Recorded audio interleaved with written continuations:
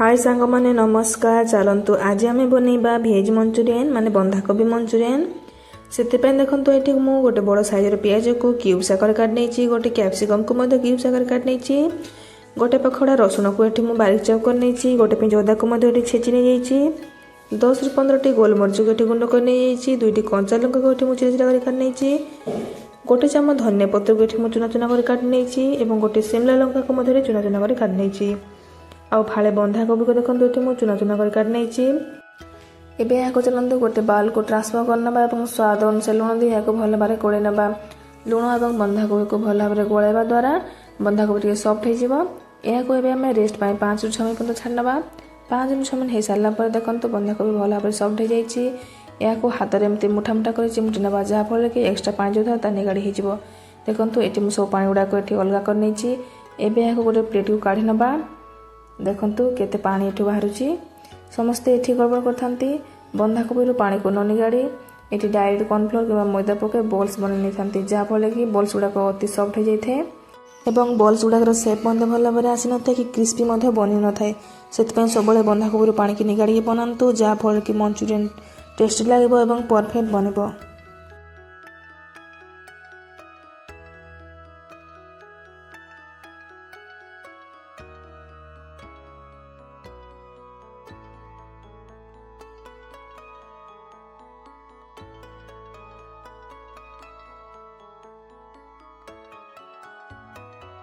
देखो ये गोटे सफ्ट डो बन बेसी हार्ड नुहे कि बेसी सफ्ट नुहे। डोर कंसिस्टेंसी एमती रहा दरकार जहाँफल कि जो बॉल्स गुड़ाक सेप ठीक रहा। चलतु छोट छोट बॉल्स बन ना। एबे मुझे सब बॉल्स गुड़ाक बन नहीं चलतु या फ्राए करवा। से देखो ये मुझे गैस ऑन कर तेल को गरम कर रखी नहीं या फ्राए करवा। फास्ट तेल को भल भाव गरम करूँ और बॉल्स गुड़ाक तेल पकई सारा गैस फ्लेम को लो मीडियम कि लो रखी दिंतु जहाँफल कि बॉल्स गुड़ाक भितर भल भाव सीझ बाहर क्रिस्पी हम। जदि गैस फ्लेम को हाई रखी दौरान ऊपर कलर ब्राउन हो भितर कंचा रही से सब गैस फ्लेम को लो रखी फ्राए करूँ।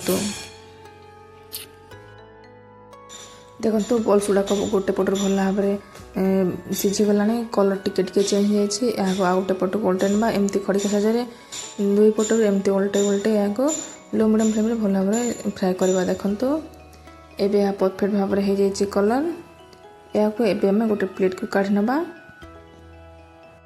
यहपरी भाव बाकी बॉल्स गुड़ाक फ्राए करना। देखो ये मुझे सब बॉल्स गुड़ाक फ्राए कर नहीं। कलर मत परफेक्ट आसी जाइए केमती क्रिस्पी होती भर भल भाव सीझी जाइए। आउ या केवल आप स्नैक्स आकार खाईपारे। एबे चलतु मंचुरियन बनवाई आम सॉस मिश्रण बनवा। से देखो ये मुझे 2 चामच ग्रीन चिली सॉस, 2 चामच टमाटो सॉस, 2 चामच सोया सॉस और 1 चामच भिनेगार को दे या भल भाव गोले ना। ये आम सॉस मिश्रण रेडी होगा। यहाँ साइड करना आ गोटे बाउल ना से 1 चामच कॉर्नफ्लोर 1 चामच मैदा को दे ये अल्प टिके पानी दी गोटे घोल बनवा। ये आमर सब प्रिपेरेसन रेडी होगा। चलते ये आम मंचुरियन बनवा। से गैस ऑन कर प्रथम कड़े बसई ना। कड़े भल भाव गरम होगापर ये 2 ରୁ 3 चामच तेल को आड करना। आउ तेल भल भाव गरम होगापर ये काटी रखि रसुण और 2टी कंचा लंका और अदा को आड करना। या भल भाव फ्राए करना। आउ ध्यान रखु ये बेसी तेल लगे कम तेल यह बन जाए। या भल भाव भाजवापर ये जो काटी रखी बाकी परिवा गुड़ाक आड करना। कैप्सिकम पियाज आ शिमला लंका या भाजी ना बेसी समय भाजबे केवल कंचा स्मेल जावाई 1 ରୁ 2 मिनट भाजबे। देखो ये सब परिवा को 1 ରୁ 2 मिनट भाजापर ये जो आम बन रखी सॉस मिश्रण को आड करना और भल भाव गोले ना। आउ ये ध्यान रखु सॉस को बेसी फुटेबार ना। सॉस को भल भाव गोले सारापर सागे सागे ये आम जो बन रखी कॉर्नफ्लोर और मैदार घोल आड करना। एबे यहाँ को भल भाव गोले ना। भल भाव गोले सारापर ये अल्प टिके पानी को आड करुँची। आपड़ चाहिए ये अधिक पानी आड करेंगे। आप जो हिसाब से मंचुरियन ग्रेवी रखा चाहते से हिसाब से पानी को आड करूँ। किंतु मुझे सुखा बनैबी जेहेतु मुझे अल्प टिके 1 ରୁ 2 चामच पानी को आड करुँची। एबे स्वाद अनुसार लुण को आड कर भल भाव गोले ना। जो आगुरी बन रखी बॉल्स गुड़ाक आड करना ये सबको भल भाव गोले ना।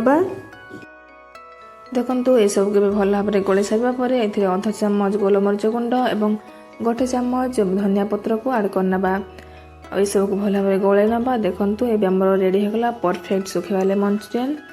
आपन चाहिले याको ग्रेवी मध्य कर पारबे एथे पानी को ऐड करी जाफल कि याको फ्राइड राइस किंबा नूडल्स सहित खाइबा को भल लागिबो। एबे चलंतु याको एबे हमें गोटे प्लेट को सर्व करनबा। याको गरमा गरम खाइबा आपण माने याको थरे घरे बने निश्चय खांतु एवं केमती लागला मते कमेंट माध्यम रे जणांतु एवं जदि मो रेसिपीटा भल लागिथे मो चैनल को लाइक सब्सक्राइब शेयर कर दियंतु। जय जगन्नाथ।